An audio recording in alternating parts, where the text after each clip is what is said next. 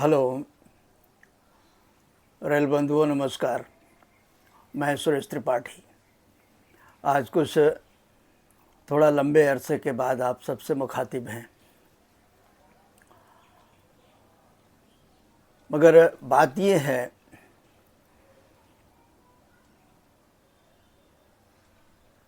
कि गंभीर सब्जेक्ट मिलना चाहिए जो आप लोगों के साथ शेयर किया जा सके। किसी भी हल्की फुल्की या फालतू बात के लिए वीडियो बनाना उचित नहीं है, ऐसा मैं समझता हूँ। इसलिए जब कोई गंभीर विषय आता है तब लगता है कि उसे आप सबके साथ शेयर किया जाना चाहिए। तो आज बात करेंगे पूर्व मध्य रेलवे ईसीआर में जो पिछले दिनों एक अकाउंट्स ऑफिसर का ट्रैप हुआ सीबीआई के द्वारा।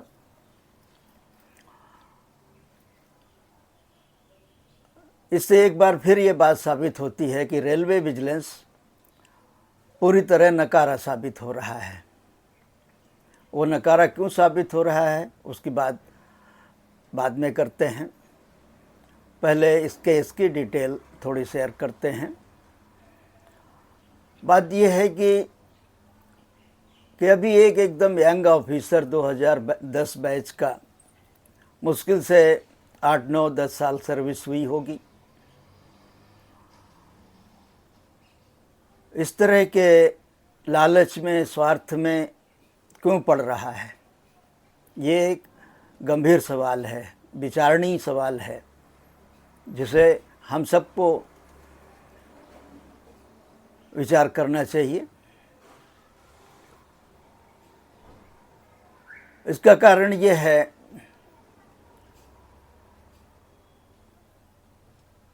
कि जब विभागीय प्रमुख या जोन का प्रमुख हमें अपना लाइजनर बना लेता है तो हम अपने खाल से बाहर हो जाते हैं और हम ये समझने लगते हैं कि अब हमारा कोई क्या बिगाड़ेगा, ऊपर वाले का हाथ है। जानकारों का मानना है कि यह प्रवृत्ति मनुष्य की स्वाभाविक प्रवृत्ति है, इसमें कोई दो राय नहीं है। मैं सहमत हूँ इस बात से। मगर क्या हमें ऐसे जोश में होश खो देना चाहिए, अपना भला बुरा नहीं सोचना चाहिए कि ऊपर वाले हमें यूज कर रहे हैं, उनका कुछ नहीं बिगड़ना है। फाइनली कोई प्रॉब्लम आने पर वो हमें ही बलि का बकरा बना देंगे, और वही हुआ इस मामले में भी। कई स्टेक होल्डर्स का मानना है, कई अधिकारियों से मेरी बात हुई डिफरेंट कैडर के ईसीआर में, उनका सबका लगभग एक ही मानना था कि हाँ, सर्वोच्च पद पर बैठे व्यक्ति से इस अधिकारी की हर दिन आधा घंटे घंटों बात होती रहती थी। कई बार सीधे उनके चैम्बर में चले जाना और इन सब चीज़ों का उल्लेख साथी अधिकारियों, साथी स्टाफ, मातहत स्टाफ और स्टेक होल्डर्स के साथ में करना गर्व के साथ। हमारी तो उनसे सीधे बात होती है। यह बात कहीं न कहीं अहंकार का प्रदर्शन करती है और एक बड़ा भौकाल बनाती है।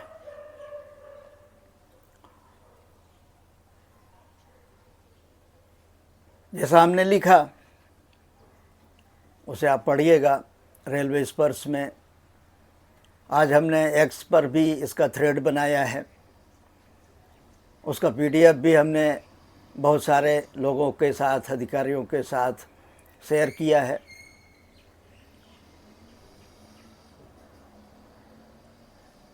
जब ऊपर बैठा व्यक्ति पहले 7 काम कर चुका हो और वहाँ भी डिवीज़न में प्रमुख रहा हो, चक्रधरपुर में ये दोनों साथ थे, ये बात इस्टेब्लिश्ड है। और यहाँ आने के बाद में वो लाइजनिंग फिर से चालू हो गई। एक कच्चे दिमाग का आदमी,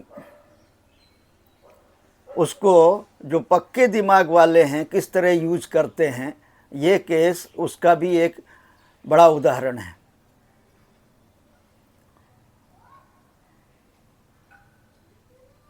इस आदमी, इस अधिकारी के कहने पर, इसकी फीडबैक पर स्टेक होल्डर्स को सीधे बुलाया जाता था, बार्गेन होती थी, और ना मानने पर या नहीं आने पर, बुलाए जाने पर उसके काम रोक दिए जाते थे, रोक दिए गए हैं। और इस तरह से स्टेक होल्डर्स में दहशत पैदा की जाती थी। ऐसे कई सारे प्रोजेक्ट रुके पड़े हैं। मंत्री का जो सबसे महत्वाकांक्षी प्रोजेक्ट है कवच, वो भी ईसीआर में रुका पड़ा है। और 1-2 दिन से नहीं, पिछले 4-5 महीनों से रुका पड़ा है। यह जब से इन महाशय की वहाँ पोस्टिंग हुई है सर्वोच्च पद पर, तब से रुका पड़ा है। चूंकि ऑटोमेटिक सिग्नलिंग के सारे कार्य रुके पड़े हैं, तो कवच कैसे इम्प्लीमेंट हो सकता है? पहले ऑटोमेटिक सिग्नलिंग का काम कंप्लीट होगा, उसके बाद कवच का काम होगा। Civil work, mechanical work, maintenance work, बहुत सारे वर्क पेंडिंग हैं, क्योंकि उनकी सैंक्शन ऊपर से नहीं है। सैंक्शनिंग अथॉरिटी एक ही है जोन में। ये भी पता चला कि सिग्नलिंग और कवच के काम को ना रोके जाने के लिए भी बोर्ड ने कहा। जब बोर्ड तक ये बात पहुंची, तब रेलवे बोर्ड ने भी जोनल रेलवे ईसीआर को बोला कि कवच और सिग्नलिंग के काम को तेजी से आगे बढ़ाया जाए। बोर्ड की इस बात का भी जोन पर, जोन के सर्वोच्च पद पर कोई प्रभाव नहीं पड़ा। नतीजा ये है कि सारे स्टेक होल्डर परेशान हैं, मगर वो कुछ कह नहीं सकते। उनका कहने का कोई औचित्य भी नहीं बनता। ठीक है भाई, काम आपका है, जब आप करवाएंगे तब करेंगे। मगर इससे जो रेल का और देश का जो नुकसान हो रहा है, सिस्टम का जो नुकसान हो रहा है, उसकी भरपाई कौन करेगा? क्या मंत्री जी में या रेलवे बोर्ड में इतना दम है कि उसकी भरपाई करवा लें जोनल प्रमुख से? ये बड़ा सवाल है। और ये भी कहना चाहता हूं मैं अपने अनुभव के आधार पर कि उच्च अधिकारी ही नीचे वालों को करप्ट बना रहे हैं, जिन पर कोई अंकुश नहीं रह गया, जिन पर कोई नियंत्रण नहीं रह गया। क्योंकि हर कोई, मैं पहले भी ये बात कह चुका हूं, हर कोई अपने अपने निजी स्वार्थ में व्यस्त है। चाहे वो मंत्री हो, चाहे बोर्ड मेंबर हो, चाहे जोनल जीएम हो, चाहे डीआरएम हो, और चाहे विभाग प्रमुख हो।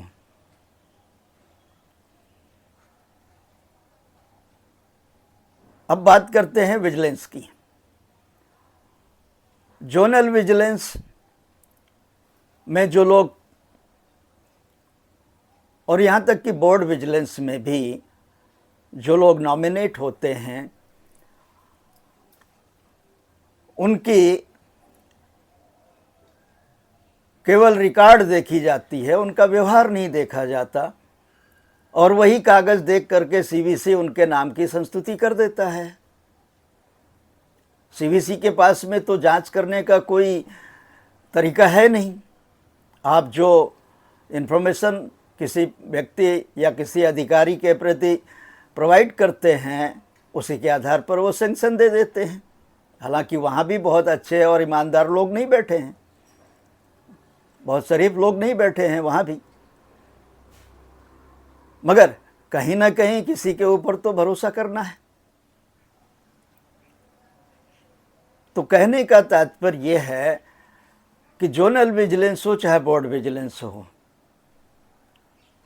बिना उनका व्यवहारिक चरित्र देखे उनमें जो लोग बैठाए जाते हैं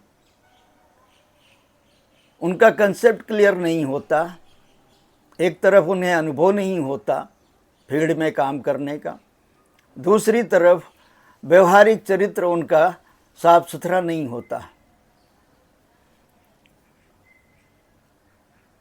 वो बुकिंग क्लर्क, टीसी को, पार्सल क्लर्क को, आरक्षण क्लर्क को, गुड्स क्लर्क को, इन सब को पकड़ते रहेंगे 100-100, 200-200 रुपए की चोरी के लिए, मगर जो 100-100, 200-200 करोड़ की जो चोरी कर रहे हैं उन बड़े चोरों को पकड़ने की इनकी हिम्मत नहीं है। दूसरा कारण ये भी है कि डिपार्टमेंटल विजिलेंस का आधुनिकीकरण नहीं हुआ, वो उसका एम्पावरमेंट नहीं हुआ। आप चोरों को वहाँ बैठाएंगे और उन्हें एम्पावर करेंगे तो भी बात नहीं बनेगी। विजिलेंस में, डिपार्टमेंटल विजिलेंस में या सीबीसी में जाने वाले लोगों की बहुत अच्छे तरीके से स्क्रीनिंग होनी चाहिए, और 1-2 पैमाने पर नहीं, 3-4 चरणों में उनकी स्क्रीनिंग होनी चाहिए, जैसे जॉइंट सेक्रेटरी लेवल पर होती है।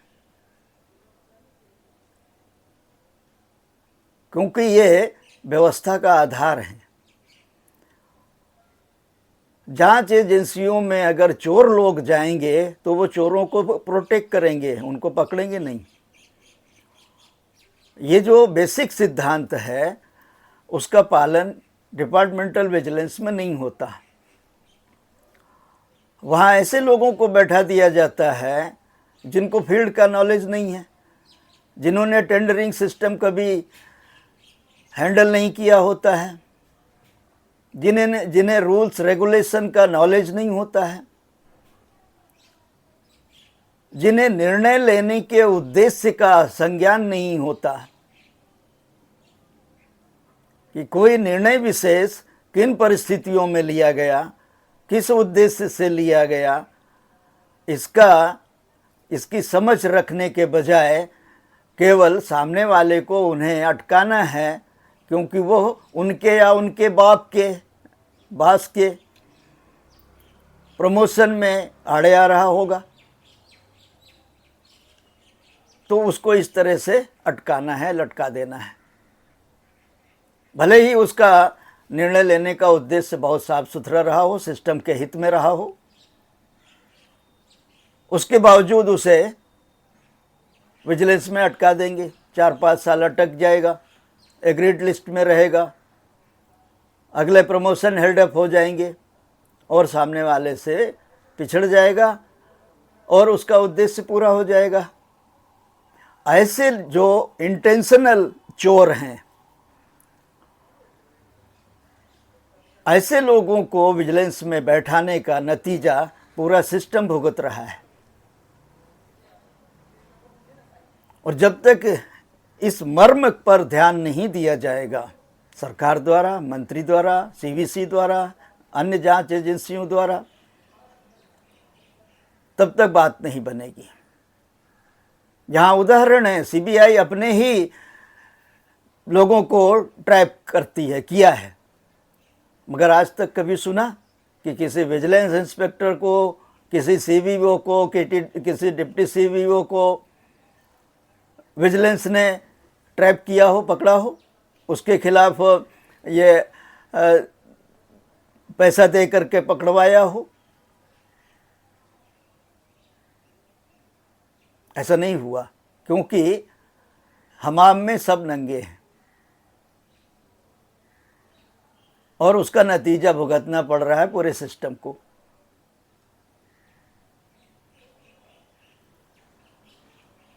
ये सब सबके संज्ञान में है, ऐसा नहीं कि कोई अनभिज्ञ है। मंत्री के संज्ञान में है, क्योंकि मंत्री खुद ब्यूरोक्रेट रहे हैं, वो भी इसी सिस्टम का हिस्सा रहे हैं, इसलिए उन्हें भी बहुत अच्छे तरीके से मालूम है। सारे बोर्ड मेंबर्स को मालूम है, वो भी नीचे से ही गए हैं। सारे जीएम को मालूम है, सारे डीआरएम को मालूम है कि नीचे क्या हो रहा है, मगर एसडीजीएम को मालूम नहीं है, पीईडी विजिलेंस रेलवे बोर्ड को मालूम नहीं है, ईडी डायरेक्टर विजिलेंस जो बैठे हैं डिपार्टमेंटल कैडर वाइज बोर्ड में, उनको नहीं मालूम है कि उनके नीचे क्या हो रहा है। ईसीआर में ये एक अधिकारी, क्योंकि ताज़ा केस यही है, इसका उदाहरण इसलिए दे रहा हूँ, जीएम से या ऊपर वालों से लगातार बात कर रहा है, स्टेक होल्डर्स से बात कर रहा है, अपने मातहत से लगातार सामने वाले को, कंपनी वाले को, डायरेक्टर को फ़ोन करवा रहा है। और ये बात एसडीजीएम को नहीं मालूम होती, उनके इंस्पेक्टरों को मालूम नहीं होती, वो उनको ये सब दिखाई नहीं देता। क्या कारण रहा कि ईसीआर कंस्ट्रक्शन ऑर्गेनाइजेशन में डिप्टी एफएनसीओ की 3 पोस्ट हैं, 3 पोस्टों के बजाय केवल एक पोस्ट पर एक अधिकारी यही अकेला पोस्टेड था। बताया गया है, अधिकारियों ने बताया है कि कई बार कोशिश की गई अलग अलग अधिकारियों द्वारा वहाँ पोस्टिंग के लिए, मगर मना कर दिया गया या होने नहीं दिया गया। तो कारण क्या था? ये सब जो रिलेशन हैं, जो सरकमटेंसेस हैं, इन सब की जांच क्यों नहीं होनी चाहिए? और क्यों नहीं ऊपर वाले का गर्दन पकड़ा जाना चाहिए? एसडीजीएम की गर्दन क्यों नहीं पकड़ी जानी चाहिए कि तुम्हारे नीचे ये सब कुछ हो रहा था और तुम क्या कर रहे थे?